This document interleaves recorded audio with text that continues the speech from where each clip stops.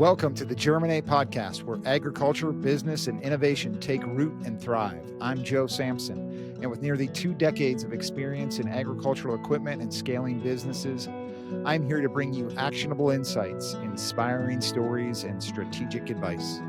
Whether you're an industry veteran or just starting out, this podcast is your guide to cultivating ideas, expanding your knowledge, and growing your venture. So let's get started and germinate your path to success. All right, folks, welcome back to the Germinate Podcast.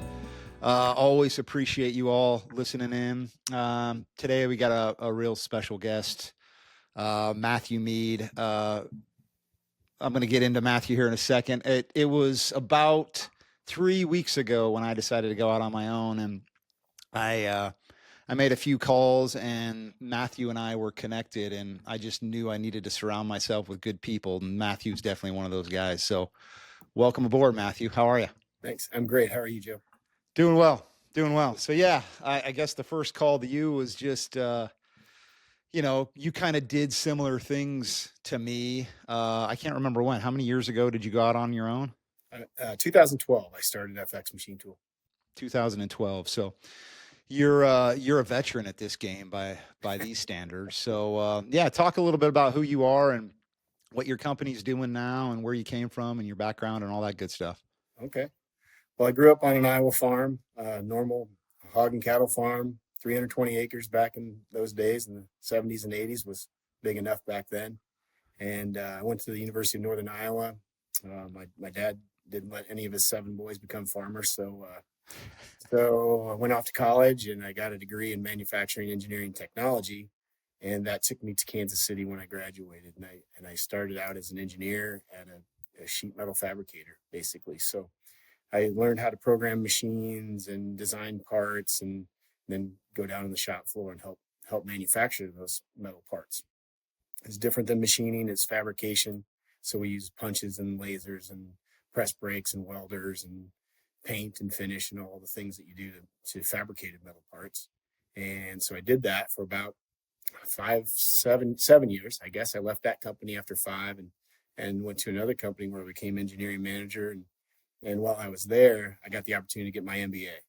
And so I did that. And I think around 2000, I got my MBA and I started managing then. So I started out as plant manager and became general manager of the company that I originally worked for, invited me back to be general manager. So I did that for a while and worked my way to VP of operations. So I worked for 3 companies over the first 20 years of my career. And after 20 years of managing people and factories and all of that goes with that, I decided I needed to change. So in 2012, I was ready to be anything but a manager of a factory, basically. And I was ready to be a truck driver, anything I could just do by myself, because I was always in charge of people. And that 90-10 rule always comes into play. 90% of them are great. The 10% of them wore me down, and I was ready to do something else. And so I had a colleague call me, somebody I used to buy equipment from, same kind of equipment I sell today. He said, I just got a call from Bystronic. And I knew of Bystronic. I knew they were one of the top players in the sheet metal fab game. They make lasers and press brakes out of Switzerland and Germany. So they're top tier type of company. And he said, they're looking for somebody. And he said, you'd be perfect. So I was able to get in contact with him, had a couple of interviews. I thought, boy, this is kind of cool, but I hate salespeople. I hate everything about salespeople. And now I am one. And right, there you go.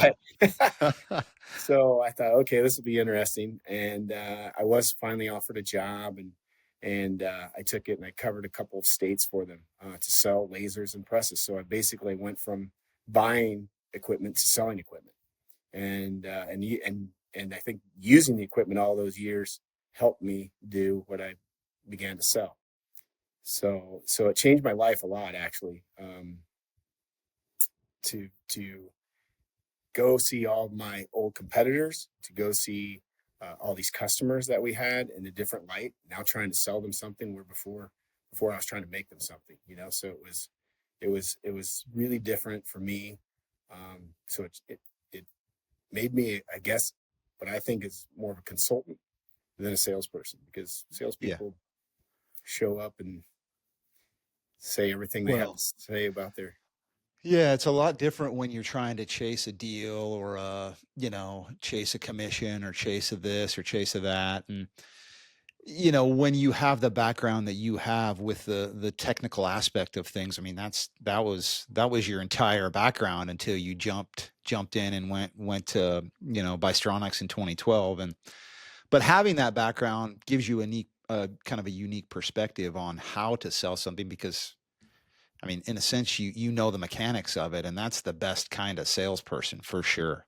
It helped a lot. It helped a lot, and it made me a lot different than everyone else that was doing what I'm doing. So I was one of the few people that actually operated lasers and press brakes and managed facilities that use them day in and day out. So I was a lot different than the prototypical salesperson for. Yeah. Well, let's go back to when you said you were like, I was ready to do anything else, be a truck driver. I was just sick of managing people. It was can you pinpoint anything at that particular time in your life where you're like, all right, I don't think I can do this any longer? Well, I think it was just more of a realization that I just want to be responsible for myself, Yeah. instead of being responsible for everyone else. And I mean, clearly it worked out. Clearly it was one of those things where I'm sure when you made that decision, you were probably like, uh-oh, is this gonna work? Oh yeah. But clearly 2012, I mean, you've got some years under your belt now. So when you first did it, where you're going, uh-oh, is this gonna work out?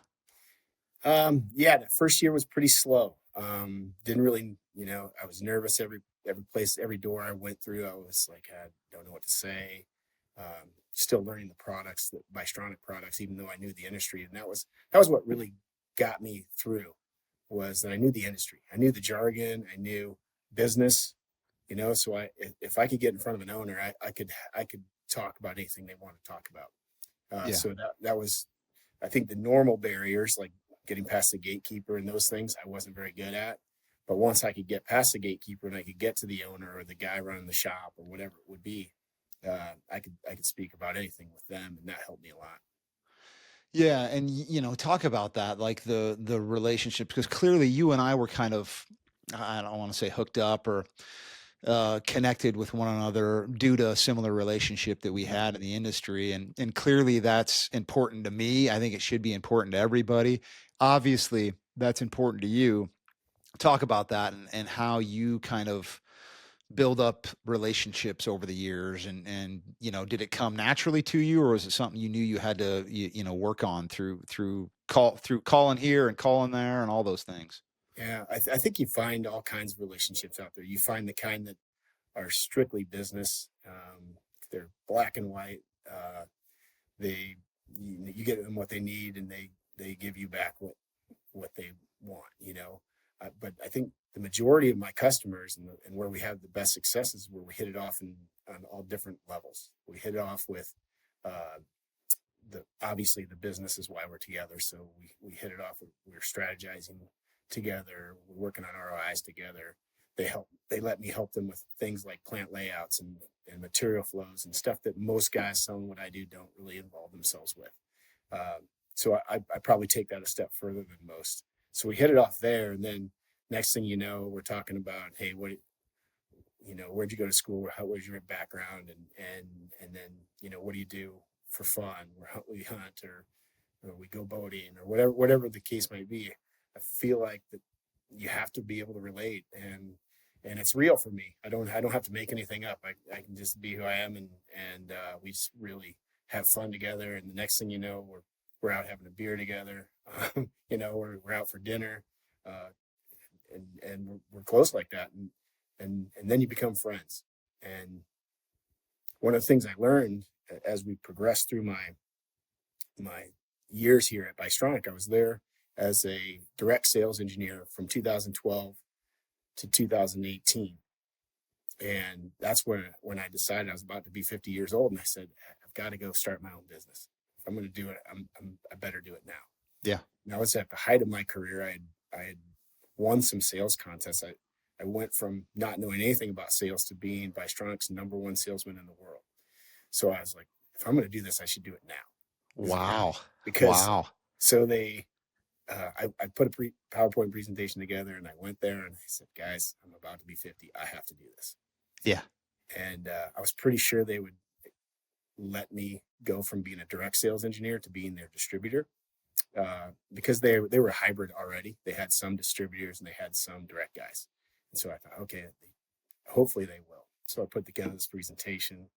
The management sat through it. They said, we'll go to lunch and talk about it. They came back and said, yeah, we'll do this with you. So I was like, whew, okay, we got that. So, And that was 2018 when you did that? 2018. Yeah. Okay. And in that process, talking about relationships, I won those sales contests that we touched on, and they would send the number 1, number 2, number 3 salesman in the world to Switzerland. They'd take my whole family over there. And I thought, boy, that's a really great reward, right?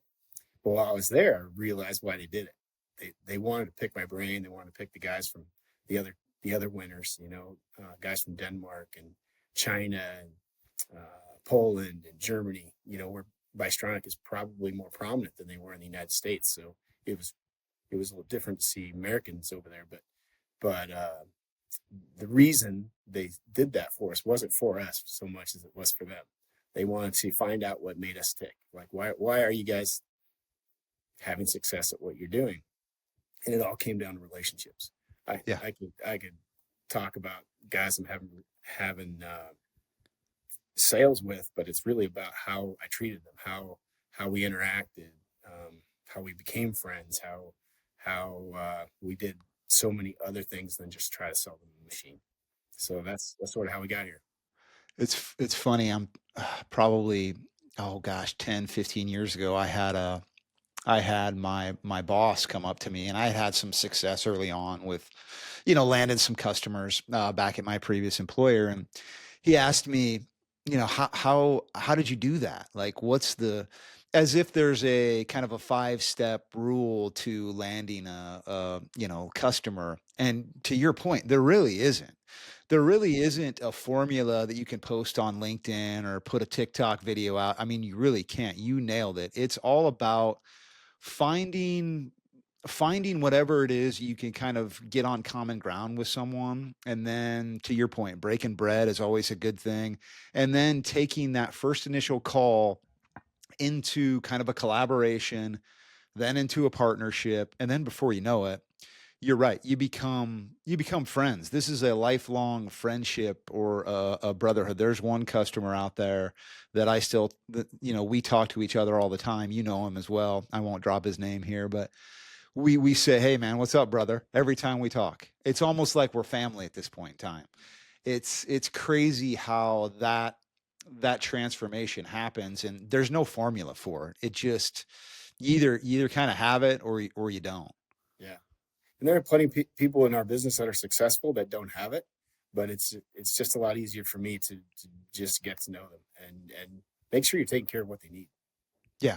And it's fun. I mean, that's when it's fun, when you're all hitting on all cylinders, and you're doing business with partnerships where their business is succeeding and your business is succeeding, and everybody is collaborating together for the same prize at the end of the tunnel, and that's when magic happens. Yeah. I was just here at my farm last night, and one of my customers who's become my friends texted me and said, hey, can we come to the lake? Like, of course. Yeah. Set a date in May. We're like, yeah. Yeah. Bring it on. And we're going to talk about that at the end. The lake he's talking about is the Lake of the Ozarks, a common thing for both you and I that we'll definitely get to. But going back a little bit, talk about when you first started, and you start landing a few accounts, and then you get to a point where eventually you're going, okay, Matthew, I need help. I can't do this by myself. At what point in time was that? And it would have been after 2018, obviously, because you started by yourself, right? Well, I started as a direct guy for Bystronic, and then 18, I started FX Machine Tool, and I wouldn't have been allowed to do that by myself. They sort of, Bystronic required me to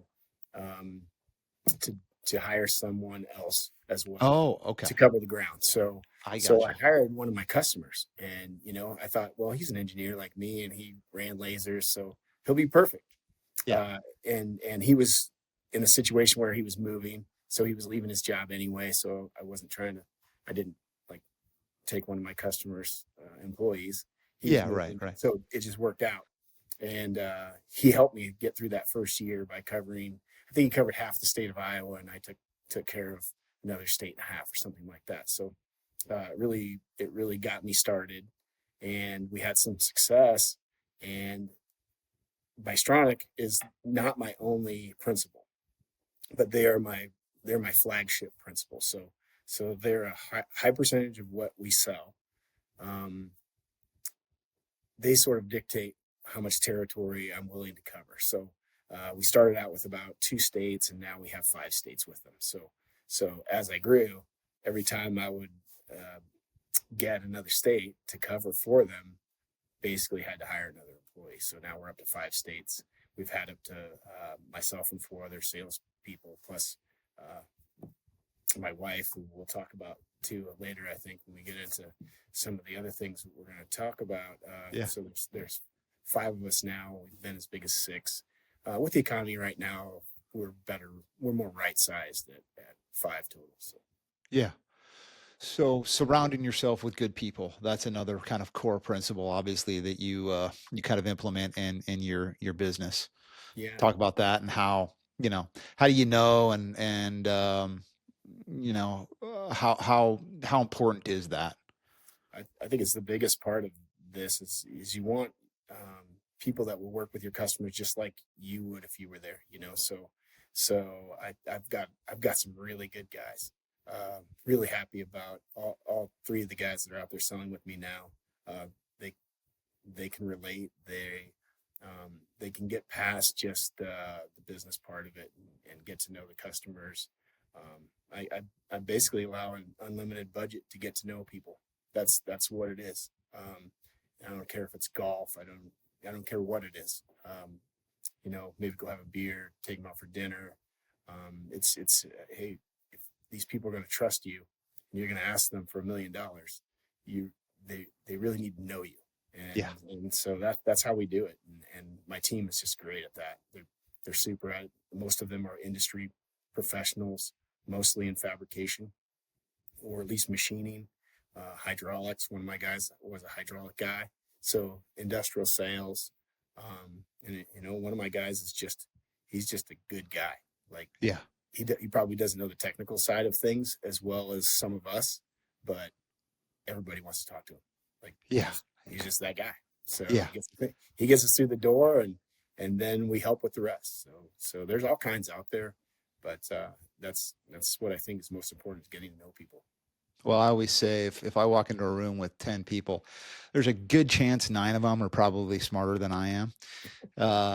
But understanding that and surrounding yourself with the right people, I'm telling you, it's priceless as well. And it sounds like you haven't just gotten people that are exactly like you. You have kind of different broad spectrums of the people that work for you, and yeah, that's awesome, man. I love it. I'm sure they love working for you. Hopefully they'll be listening to this one day, driving their truck down the road, and Yeah, for sure. yeah, that's awesome. Talk a little bit about FX tool or FX machine tool. Clearly the sales cycle on these is not, you're not going to go in and sell a big fiber laser that cost, a couple $1 million in a week. These relationships and these cycles take time. Yeah, for sure. For sure.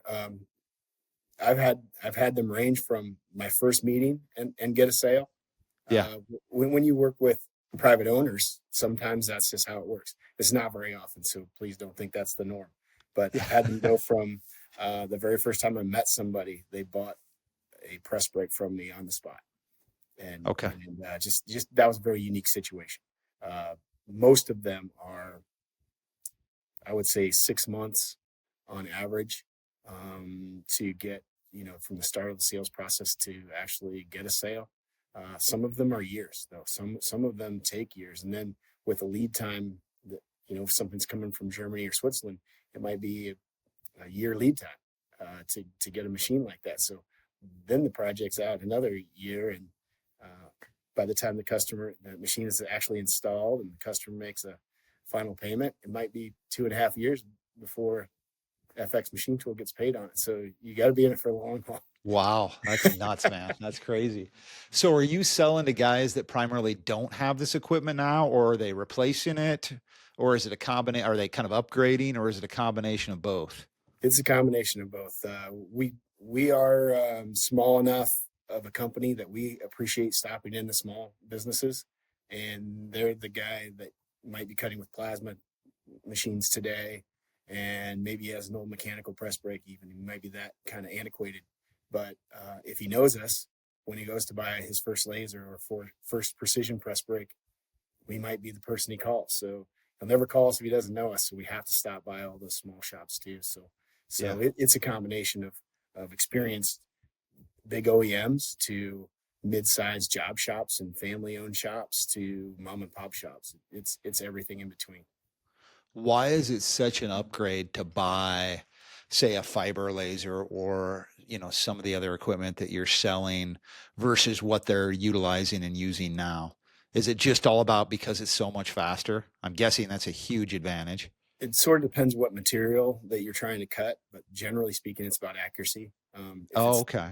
If it's thin gauge metal, definitely speed comes into play. If it's thicker, it's more about accuracy. So it sort of depends on what that manufacturer needs. There's a wide range, and then press brakes too for bending. Most people think if it goes up and down, it can bend metal. Well, that's pretty true, but how skilled of an operator does it take? And so many companies have trouble getting that skilled operator now because those craftsmen are fewer and farther between. So it's harder to get guys that can make a good part out of metal with an old piece of equipment. But today we can have a young kid that doesn't know anything about making things out of metal because he knows how to use his phone. He can figure out how to use this control, and he can make parts with it. It's a big swinging change from 20 years ago. Yeah, I was at Landau a couple of weeks ago and watching their fiber laser run, and I was amazed at the speed. Don't get me wrong. I mean, I was absolutely shocked at the speed. But I was also amazed at how easy the programming and the screen and how everything, I mean, it looked like you were using your phone. I mean, swipe it, there's almost like a little app. I mean, I'm probably speaking totally ignorant here, but it looked like a little app with what the sheet had for what each part was getting cut out of it. So simple. I mean, the programming on it is amazing. The interface, the software is amazing. I'm guessing that's a huge, selling feature or value proposition as well, right? It is, especially for Bystronic. Bystronic's a Swiss company. I would say I am comfortable suggesting that we have the best software, either offline to program from your engineering desk or at the control, at the MMC control, than anyone else in the industry. So the cutting part of it over the last 10 years has sort of become a commodity. Most of the top players can cut and cut well. There's starting to be a new influx of cheap machines coming in from across the sea. So there's that, but the cutting part of it, especially with the main players, has really we all cut well. Now it's, hey, how well can this operator pick up how to use that control?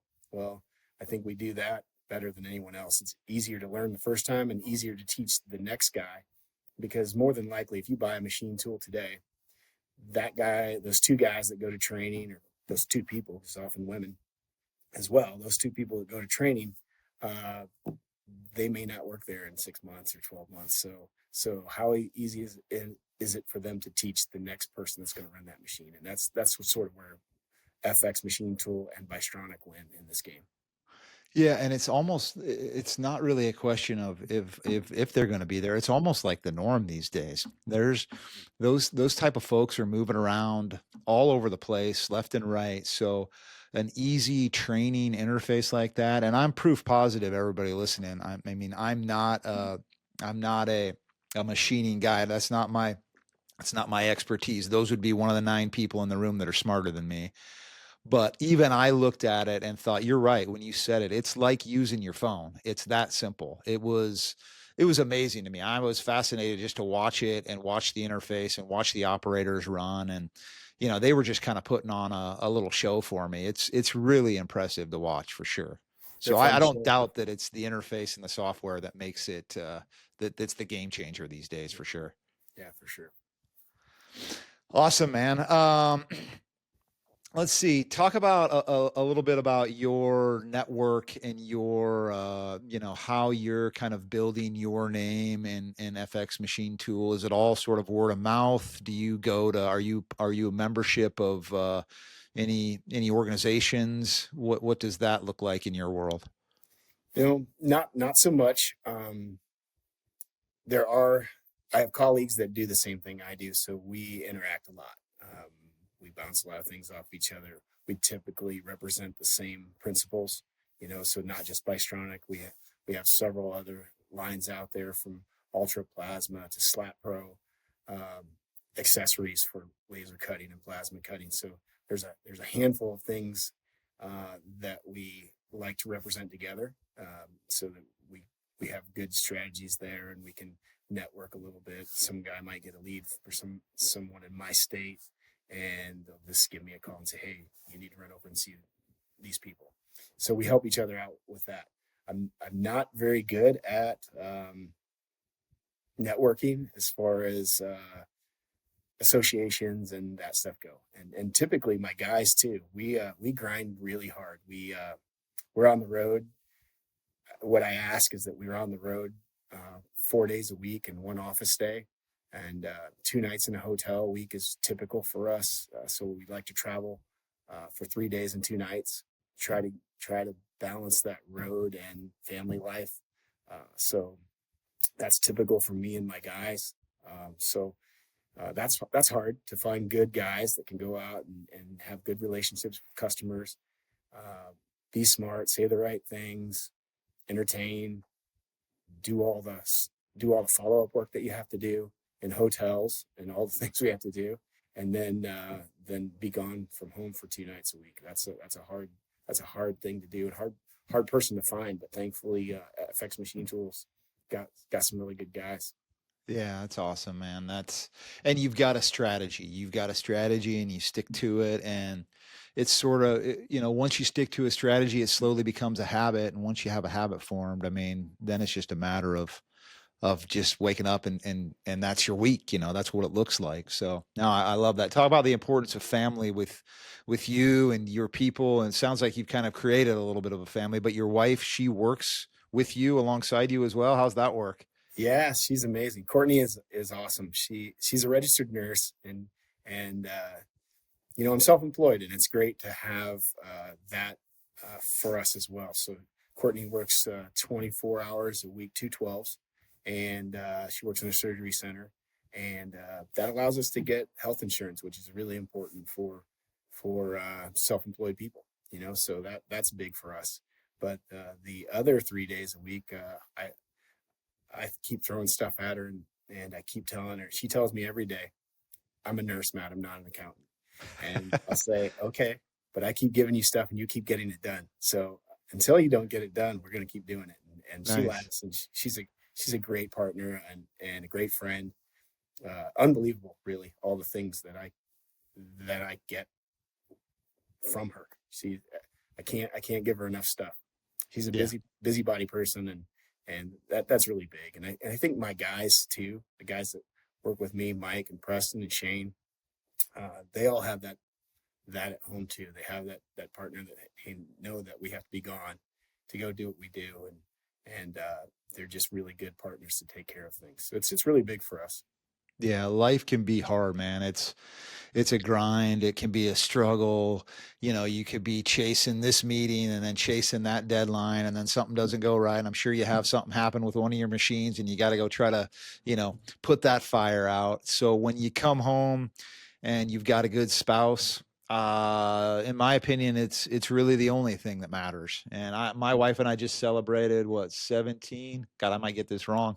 It's either 17 or 18. I don't want to do the math right now, but a long time. And she's by far my better half, by far. Absolutely. Like it's not even close. Yeah. So without her in my life, who knows? I'd be probably living in a gutter somewhere trying to figure out where the heck I'm going to get my next pay. I'm serious. It's Yeah. so that I can speaks relate. volumes to you and your people. And yeah, if you could find a good one, and but for the grace of God is by me. I don't deserve it, I can tell you that, but Yeah. somehow she's stuck by my side. So I'm no, with you. I love stories like that, and the importance to you said to the practical aspect, the importance of health insurance. It's not cheap. So by her putting in the time at being a nurse, my wife's a teacher, same thing as now that I'm self-employed. That's a huge benefit that nobody really thinks about, and I think that's something you kind of focus on as well, right? You look for. I mean, it's good to surround yourself with other people that are in situations like that, just so they don't have that burden. Yeah, it is. It is, and for the most part, my guys have that, so that's nice too. And I can focus on other things because my small company doesn't have health insurance to offer. We have probably the best 401k and profit sharing program of anyone that I know. That's awesome. So I take care of it in other ways. There's just some things that if I can work around, I would rather do it that way. Well, man, you're a hell of a guy. I know we've had 3 or 4 conversations, and this is probably, I hope to make it many more. You're a hell of a guy, and I know this for the conversations, but I also know this because of the love that we have for the Lake of the Ozarks. So let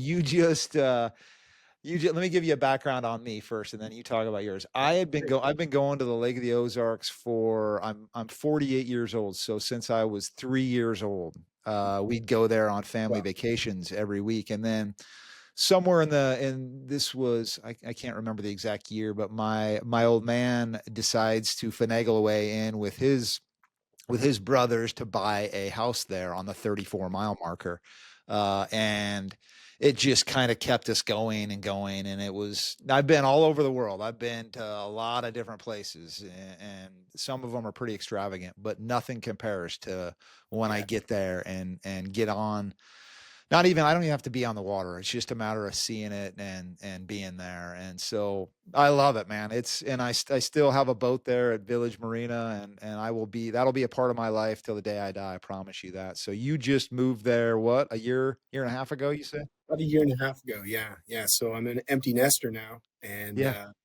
and our youngest one is at Iowa State. He'll be our third engineer in the family when he finishes. He's a junior now, so Nice. we're empty nesters now. So we were kind of asking ourselves, why do we have this big house in Kansas City when we have a lake house to go to? So we bought our lake house in 2019. Right, I think Matt Meade couldn't be a luckier guy.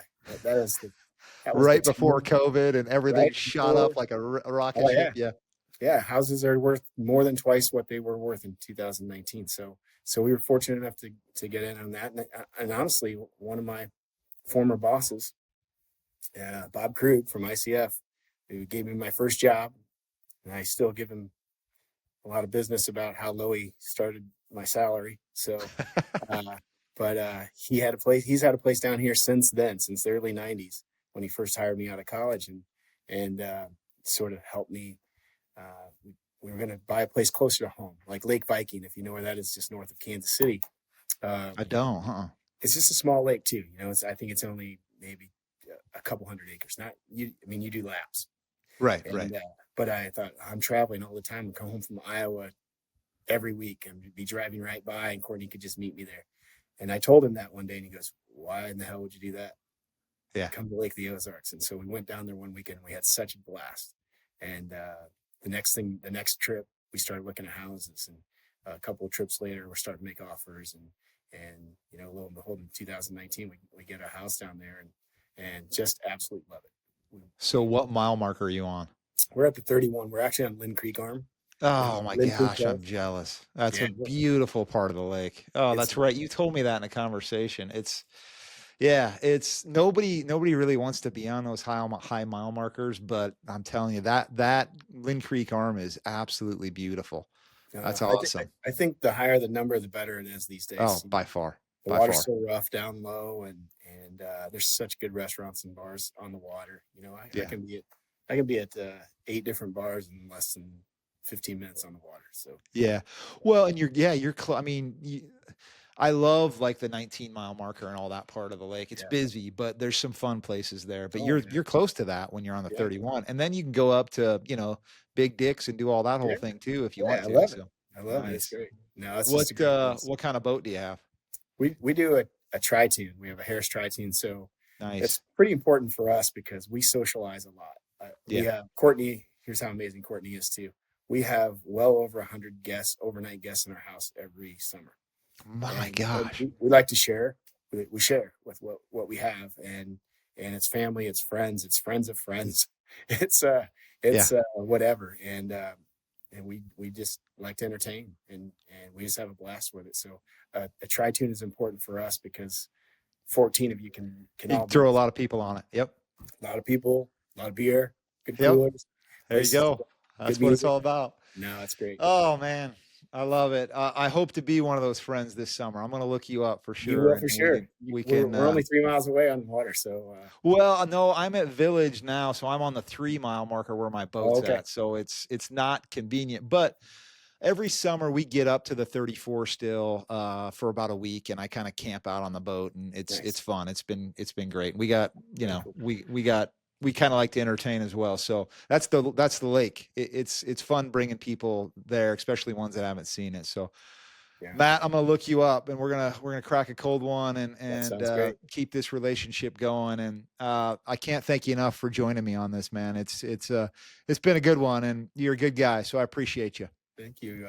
You're welcome. And I know what it's like to start this out. So good luck to you. And if it takes a lot of us, so if there's anything I can do to help, please let me know. I appreciate you. Will do.